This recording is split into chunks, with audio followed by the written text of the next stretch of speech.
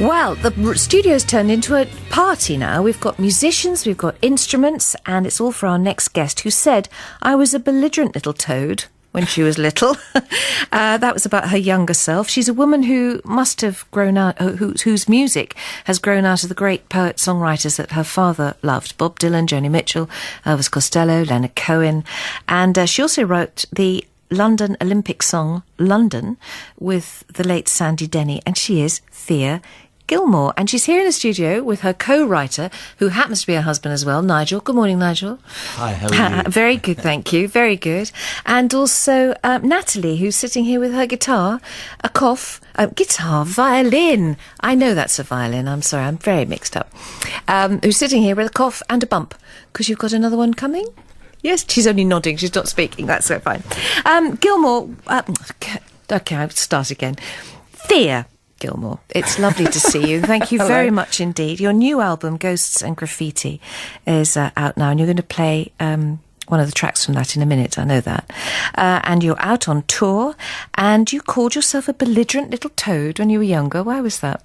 I suppose just because I didn't really believe that anybody could tell me how to do things. You know, it's a tricky old business, the music business, and I think when I was about 19, I thought I knew best. It's got me this far. I'm a belligerent big toad now. So, yeah. And this is your 14th, 15th album? Yes. Amazing. And you're still only in your mid-30s. Yeah, thank you for pointing that out. That's brilliant. Well, I'm in my mid-90s, actually, as you can tell. So this album, Ghosts and Graffiti, is a kind of retrospective over a lot of work that you have done and revisited from your youth. Yeah, it's interesting because my output was very quick, very rapid when I was young, and I sort of used to think that if I wasn't putting an album a year out, then I was slacking somehow. And I decided that I wanted to have a look back at some of the songs that had really sort of shaped what I am now, really, as a songwriter, and revisit them and re-record them and kind of, you know, do them right second time, maybe. Really? Were some tracks happier to revisit than others? Yeah, I mean, there's no doubt that writing music is a cathartic process for me personally, anyway, and so it definitely puts you back in the mindset that you were in when you wrote the song to start with. But it's also, you know, songs are also living, breathing animals, and they don't just stop in this sort of sense of stasis. They kind of change, and as you play them and as you grow and grow up as a person, the songs kind of do the same thing. So they're sort of like a combination of kind of revisiting old friends and also just kind of sprucing up new ones, really. And old friends that you have made, as you've been singing, Joan Baez, Billy Bragg, John Cooper Clarke. I mean, how do you meet Joan Baez? I went on tour with Joan Baez in America a good few years ago now, but so we've always kept in touch. But she's an amazing person. She's kind of like the best person to know if you're a young songwriter. She really embraces new music and wants to help as well, you know. And you've got this legend kind of basically opening her arms to you and saying, "Let me help you." She's an extraordinary woman. I was very sad to miss her. She was at Cambridge Folk Festival yesterday, and I really wanted to see it. But. Oh, well, we're going to talk a bit more about your collaboration with her later on, but we're going to hear now from the new album, Ghosts and Graffitis, the new single, which is Live Out Loud.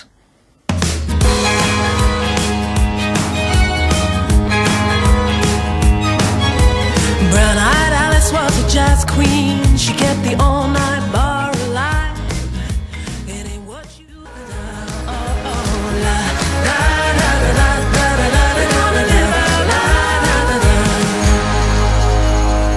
Live Out Loud, Thea Gilmore's new single, and Thea is sitting right here live in the studio. And there's a story behind that song.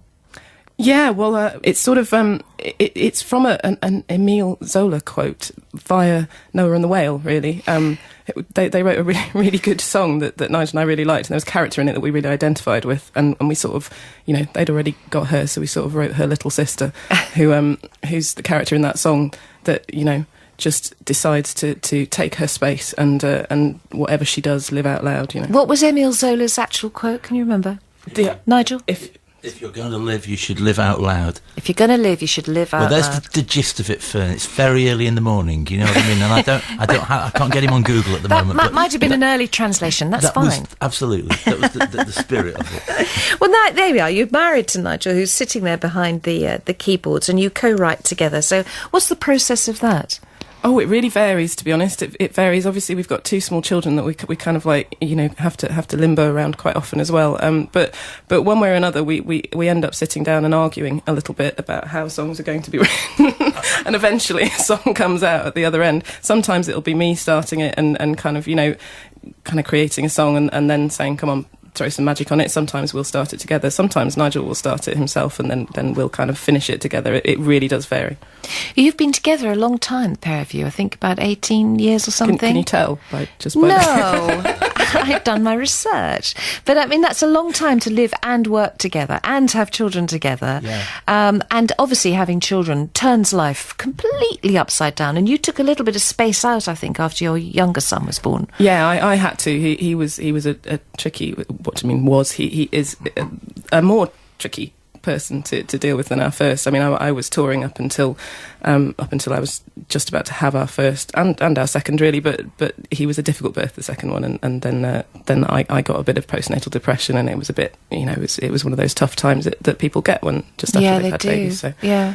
I think there's a question mark over calling a depression postnatal depression. It's not because of the baby and the pregnancy, probably. It's just a shock to life and exhaustion and everything. Absolutely. I'm very aware that we're sitting in the room with a pregnant woman here, so I need to be a bit careful. But it's warfare, isn't it? That's not me, by the way. That's Natalie on the violin.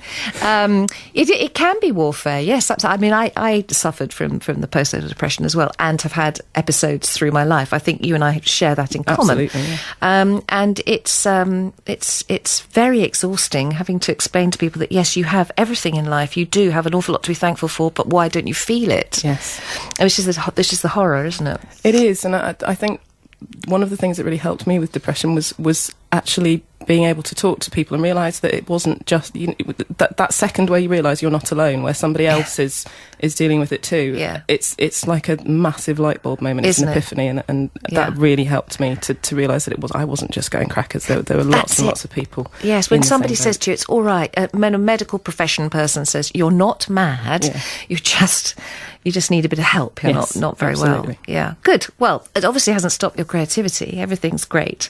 And you're going on a tour as well, aren't you? You're going to, is it Cottingham, September the 5th? That's right. Tivoli Theatre Wimborne, November the 12th. And the Bury Met on the November the 15th. Yeah, there's a full tour in November, and it's all over my website. If anybody's interested. I've just got those 3 dates. Yeah, but it goes on and about on. 12 dates. Yeah, it's quite an extensive tour. Do you like touring? I love touring, actually. Yes. Yeah. I mean, it's tiring, but it's great fun, and it's kind of what it's all about, really, being able to see the whites of the audience's eyes and get that instant reaction as well. We're all performers are suckers for that, aren't they? We are. We're all stand up and look at me, mummy, please. Exactly. And the hotels and the tour bus. Do you have a lovely tour bus? I wouldn't say lovely. Oh. we have an acceptable tour bus. But do you sleep on it? No, it's not a sleeper bus. I like sleeper buses, actually. They're much more fun. But no, we tend to, because we're not quite a big enough operation really to have a sleeper bus. So we have normally a nice gold splitter van that's very comfortable inside, and then we have hotels which tend not to be as comfortable, actually. No, it's funny that, isn't it? You get your home comforts on a bus, it's true. Well, since you're sitting here with your guitar and Nigel's behind the keyboards and Natalie has her violin, I suppose we ought to hear you play live. Yeah, absolutely. That would be fantastic. Now, the one you're going to play is Inch by Inch, which you wrote when President Obama was elected. That's right. I was staying with a friend who was very instrumental in the Obama campaign, and he spent the entire day sitting in his kitchen with his head in his hands. This was in Connecticut, and I thought, I can't help this guy. I'm sort of like, it's not my fight. So I thought, well, I'll just leave him be for a minute, and I went next door and I wrote him a song, because he was saying, all that love and time I've put in, and if he doesn't get elected now, it's going to be for nothing. And I just wanted to tell him that passion and spirit is never for nothing, no matter what happens. Marvellous. Well, let's hear it, Inch by Inch.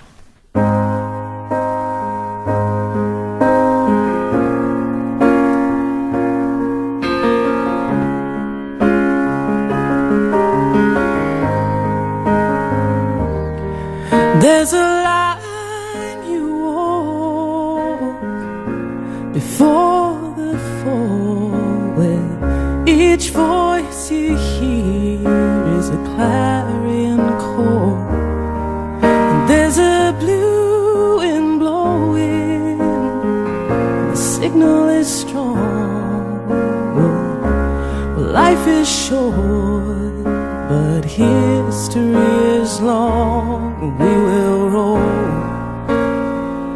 will roll that stone inch by inch. Well, you told me last night this was the time, the do or die, the clang or chime, and I know your reasons. I think I know your stand, but that rose you grew, it took a million hands, and we will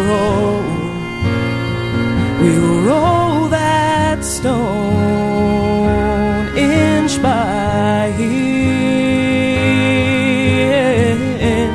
Oh, honey, come what will, we will roll that stone inch by inch.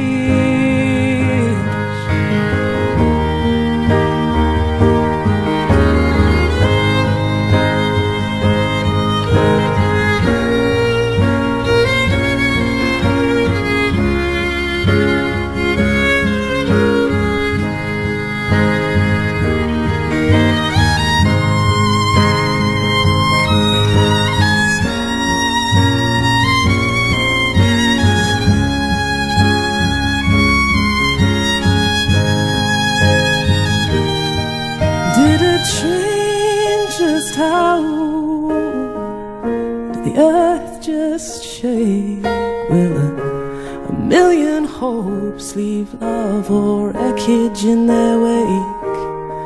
But if we keep on walking, if we just keep on, it's been a long time coming, and it'll be a long road home. We will roll that stone inch by inch. Oh, honey, come what will, we will roll that stone inch by inch.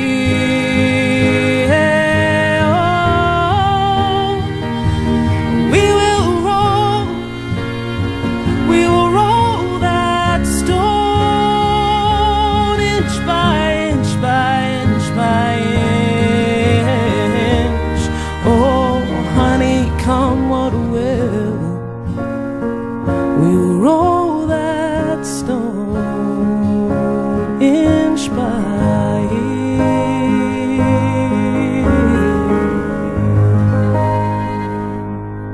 Whoa, thank you so much. What a privilege this job is, to sit here and listen to three of you play that live. That was amazing. Thank That you. was Thea Gilmore, her husband Nigel Stonier, and lovely Natalie, whose surname I don't know.